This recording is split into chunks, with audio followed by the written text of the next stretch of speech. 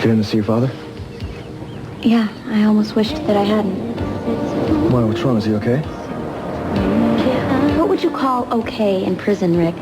If he isn't in a straitjacket or if he didn't get beaten up the night before? Because if that's the criteria, then, yeah, he's okay.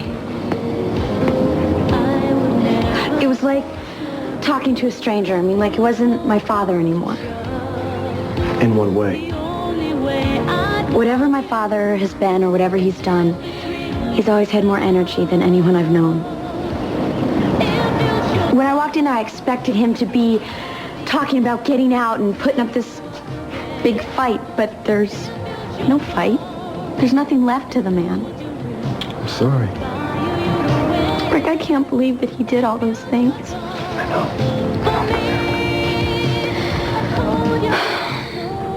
When I was 10 years old, I used to have this fear at night that when I would go to sleep, my heart would stop beating.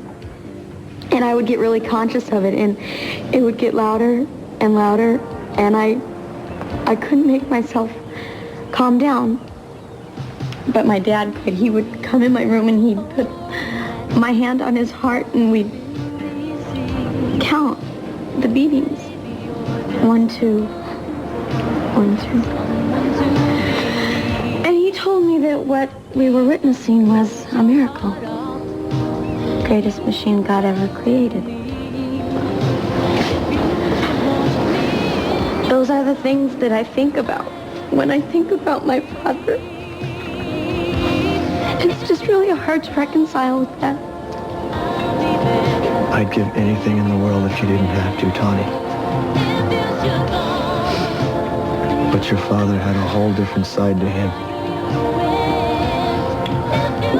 What if he was your father? But he's not. He's not, Tawny. I can't know him the way you do. But that doesn't mean that I can't imagine how you feel. The bartender's out back. He's stacking a delivery. You think maybe you should get that? Yeah. Bye, Nan. Rick, it's your mother. My mother? Mm-hmm. Lamar, what's up? I thought you were supposed to... Well, it's about time. Yeah, sure. Listen, tell Cruz I'll be right over. I'll welcome both of you home, okay? All right, bye. Mr. Sanders, Deborah London. It's a pleasure to meet you. Thanks for coming. I've heard so much about you. Well, may I ask from whom? Well, according to one of the women I work with, you're her father's most trusted attorney. Eden says C.C. Keppel doesn't make a move unless Evan Sanders gives the go-ahead. Well, I'm flattered. You're a friend of Eden's. Business associate, really. We both work for KSB. As it turns out, actually, I think the station's going to be putting me under contract soon, you know. I'd really like for you to help with the negotiations. I'm sure you're really busy with the Keppels, though, at the moment. Well, not overly. It's been pretty quiet, as a matter of fact. Quiet, really? With Kelly's wedding just 2 days away? I beg your pardon. Well, Mr. Sanders, it's no secret that, C.C. isn't terribly keen on his daughter's fiancé. In fact, I've heard that if Kelly insists on going through with the wedding, C.C. might go so far as to, make certain adjustments, for Kelly's share of the family fortune. Now, where did you hear this? Oh, we reporters never divulge our sources. Is it true? No.